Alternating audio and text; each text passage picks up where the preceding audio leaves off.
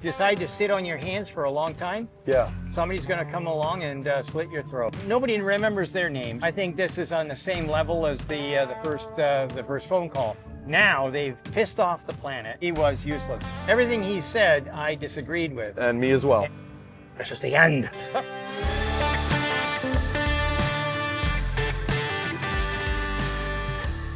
Here with the legendary Sandy Munro, and every time Sandy and I get together, I get an opportunity to fanboy, and then fangirl. Really? And then Sandy gets an opportunity to share some of his wealth of information with you guys. We're down here in Michigan, back in your state. Yes, and what's the name of this town? This is Muskegon. We're right on the shores of Lake Michigan for the Tesla Summer Meetup presented by the Tesla Owners Club of Michigan. So, Sandy, I just kind of wanted to ask you a couple of things. So first off, let's start off with SpaceX. So you were recently down there, met with the man himself, Elon Musk, and then recently they just had their Starship blow up on the test pad. What were your thoughts when you saw that news?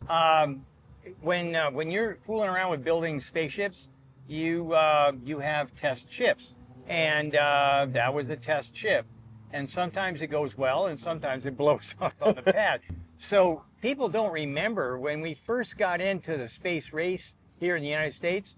Yeah, more of those puppies blew up than actually got up. So he's testing, or let me rephrase that. SpaceX is testing every possibility that they possibly can to find out where's the limit. How much do we need to make this work? Because every ounce is worth millions of dollars. Right. And so trying to figure out that happy medium or that happy area where the weight and the thrust and the payload are all happy together, that's your prime objective. So to me, it was no big thing. To the press, this is the end. Tesla. No, they wouldn't do it like that. They go, this is the end. Well, it was crazy because some of these headlines I'm seeing are like, failed launch, Starship blows up on launch. They're like, this was not a launch. This is a testing pad. And they were testing. I mean, to me, it's like, if you're not breaking a few things, you're not doing it right. You're not pushing it hard enough, you know? Well, here's the deal. Show me a media guy, and I'll show you somebody who doesn't know shit. At the end of the day, really and truly, do they know? Nothing. What are they hoping for? Blood. Right? If it bleeds, it leads. And that's what they sell. That's why people watch TV. And what are they watching? The ads. So does Tesla, do they feature ads on the TVs? Nope. And so guess what? They want a lot more blood coming out of Tesla or X or whatever. SpaceX, the whole yeah, the whole thing. They absolutely hate anything that has to do with Musk. So. And you don't. No. You were down there at Starship. Starship now officially is the newest city in Texas. Yeah. What was your thoughts on the facility? Because you've kind of seen the inside and sort of experienced the whole thing. Everyone else gets to look from the, kind of peer through the windows. What was this like for you? For somebody who's worked in aerospace with defense, for walking to a facility like that, what's your take on it? Number one, I like it better than Boca Chica. I think it was a good move to name it something else. My big thing was when I walked into the factory and saw over 1 million square feet that was popped up in 18 months. And I've been to lots of rocket kind of companies. I've seen all kinds of different things with Boeing, with L'Oreal, with Raytheon, with Lockheed Martin, blah, blah, on and on and on. And I have never seen anything like that. It was like being in the biggest lab ever. And by the way, I got to tell you, last time I was here, it was dirt floors and tents. This building is absolutely amazing. Isn't it beautiful? 6 months? I mean, you should look at there's like some really nice touches, like having that mezzanine level there. Yeah, it's absolutely amazing. And then you can just, team can work in the office here. With ceilings that were, I don't know, we must have been up 60, 70 feet. Wow. And then it was more ceiling on top of it. Everything it was perfect. It's an assembly line for making rocket ships. Yeah. I was really, really impressed. There was nothing there that I'd ever seen anybody else do. Really? Ever. Yeah. Really. Anything in particular that stood out and really surprised you? Really surprised me? The fixturing units that they have, they rotate and move on their own.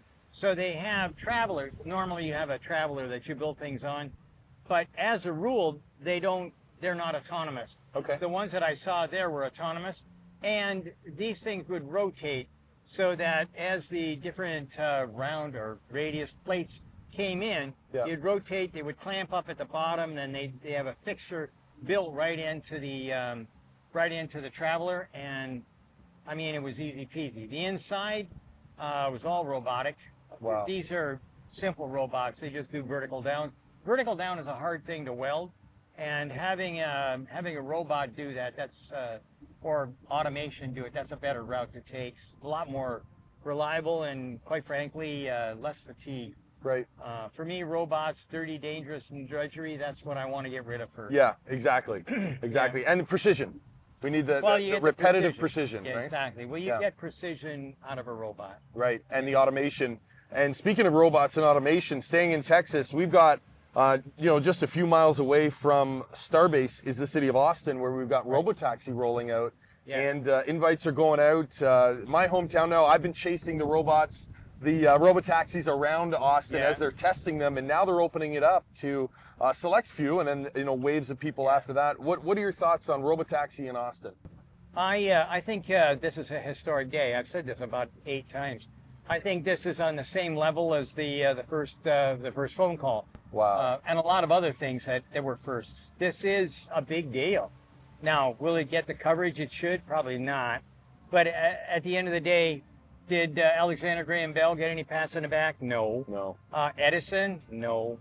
What did they say? Well, Henry Ford had to go to court to defend himself, saying that you can't possibly make this kind of a car and pay people $5 a day. It just can't be done. Wow. But nobody remembers their names. Yeah. Everybody remembers Henry Ford. Everybody remembers Edison, and everybody remembers Alexander Graham Bell. Yeah. Well, I actually got into it with a guy online who was saying, "Oh, why are you chasing these robotaxis around?" And I'm like, "Well, listen," I said, 120 years ago, the first mass-produced vehicle was in 1903. So back then, in 1903, it's not a stretch of the imagination to think that there was people in horse and buggy that were chasing that thing when it came into the town, when it was the first one. And say, look at this horseless carriage. We're still using horses. Well, now we're going from horseless carriage to driverless vehicle. And it's really, I feel, the next chapter, the big chapter in human transportation. Would you not agree? Oh, absolutely. I think that the modern generation really doesn't want a car. They want to get from place to place, but they don't want to have a car. And they probably can add.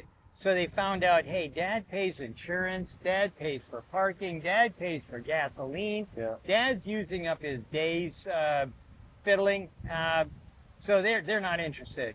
And quite frankly, as an older guy, it'll be a while, but that's the car I'm going to get. I want something I get in, take me to wherever. Yeah. Not even touch a button. You just talk to. Well, you touch a button to talk to it. Yeah. But at the end of the day, that's what I'm looking for. I want something like that. And I think you're going to find boomers and the new kids on the block, or whatever you want to call them. They're the ones who are going to be the first adapters. Right, right. And how do you think that fits in with cybercab? So Tesla's rolling out this Robotaxi network with Model Ys, which they already mass produced. Right. And then they're going to come out with this, 2-seater, no steering wheel. I call it kind of the back seat. It doesn't have a front seat. It just has a back seat. And tours people around, in urban, I guess. What are your thoughts on that? How do you think that's going to integrate? I think that that's going to be pretty much the death of the small car. I think that when that starts coming out, who's going to want to buy a cheap $30,000 vehicle when I can get that one for about 30 grand as well, probably, and it drives me from point A to point B, and I don't have to worry about a damn thing. And quite frankly, half the people that are more than half the people that are going to be using it for transportation are not going to own it. Right. I mean, they're going to be roaming around. You just hit it, hit your phone like you would with an Uber. Only time this one here, somebody was saying it's $2 a mile, and this thing will be 2 bits a mile. Yeah, 25 cents or something. Yeah. Something ridiculous. Yeah. But so I think that's kind of like what's going to happen. Interesting. Yeah, it's wild. I think the absolute typhoon of change that's going to wash over the industry. And you and I, we come from Legacy Automotive. Yeah. You with Ford, me with Chrysler in our background, and I'm on the retail side, you're in manufacturing. I think this is really going to be the tipping point electric cars was kind of like, adding, kind of playing Jenga, right? Pulling pieces out of the tower. Right, and I think this is going to be the last piece that Well, just takes it down. Where do you see things? We were talking about Stellantis, their pickle. Can you tell us a little bit more of what's happening there? Well, Stellantis had an old leader, Tabares, or I can't Carlos, remember. yeah. Carlos, yeah. Anyway, he had views on things, and he was 100% wrong. Everything he said, I disagreed with. And me as well. And we used to have a big contract with Chrysler, and it was canceled. Wow. From him. I think that, in fact, I said this several times, that the board of directors over at Stellantis should fire this guy. And I started talking like that about 6 months after he was in. Yep. He was useless. Okay, 100%. so now they've pissed off the planet. Nobody wants to work with them. And on top of that, now we've got the neodymium and the dysprosium problem. I can't make magnets. I can't make high energy magnets. Well, it's everything from your windshield wiper module to your ICE vehicle. Starter motor. I mean, everything needs magnets. Yeah, I know. But the thing that's the most important is spark plugs. Right. Okay? Spark plugs have got a coil on top of them Yeah. now. So at the end of the day, everything is changed. Everything changed. And why is that? Well, there was a bunch of guys in Boston, and they decided that, hey, we'll just get these peasants to do everything, and we'll just get, really cheap, and we won't have to pollute the air. Farm it out. Yeah, farm it out. Yeah, look at how much money we saved. Well, now what? Now what? Ford had to shut down some of their plants. General Motors is rubbing their chins, and Stellantis, unfortunately, is in really deep trouble. 100%. So, and they're not alone. I mean, I mentioned Porsche saying they have no. Volkswagen's big trouble. Wow, Porsche lost the whole Chinese market. Wow. In Just the last vaporized. 4 months. No nothing. So at the end, we're looking at the end of a lot of history, and that's what's coming up here real soon, real fast. What do you think's going to happen? You got Volkswagen floundering. They're trying to spin off Scout, which I think's a great idea. They already did, and you know what? That was a brilliant idea. At least save part of the company. Right. And they're doing that with other things. That's an uphill battle still. Yeah, it is. But really and truly, that was a good move on their part. Yeah. I think that Scout's got a chance as long as it's not hamstrung by the rest of the company. Right. And Stellantis, I don't know what the heck they're going to do. Well, Really. we were That's talking beyond my- earlier about SLATE, which is that Oh, I new love that. kind of stripped Yeah. down vehicle. Right, yeah. And their Eric CEO, Kuiper. she came from Stellantis. Yeah, she did, and so did Yeah. Eric Kuiper. Yeah. Eric was Eric and Cheryl, I think. No, I can't remember for sure. But Yeah. Eric Kuiper, I've known forever, and he Chris. is. I think she goes by Chris. Chris, that's Chris. it, Chris, Yeah. yeah. Yeah. Because So I remember anyways, her from. yeah. I worked at Stellantis for almost 17 years. So. Yeah. Well, you got the good years, probably. They were. Yeah. I think we peaked about 2017 really. And then, Yeah. well, the whole industry really for sales and whatnot. Yeah. And I could feel it on the retail side, And it's funny, I'm sure you experienced this at Ford too. It's almost like until something's really glaring them in the face or putting pressure on them, they'll just ignore, changes and shifts and things that need to be done. I never had anything like this happen when I was working for Ford, but I can tell you that when I was working there and the Japanese showed up with little cars, yeah, we were in deep trouble at Ford. And I was hired to help develop the Ford 400 CID program. That's an engine that was launched at the absolute worst time imaginable. Oh my. I think they sold 3 of them. Jeepers. But at the end of the day, what happened? The Ford family had to come in and bail the company out. And but why didn't they move earlier?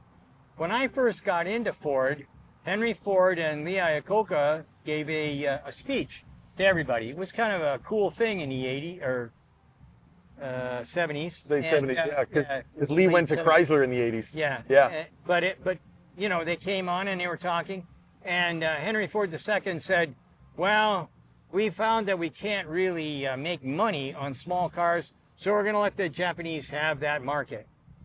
There was a guy named Rommel, and he said, if the Allies, this is during World War II, if the Allies attack, don't let them off the beach.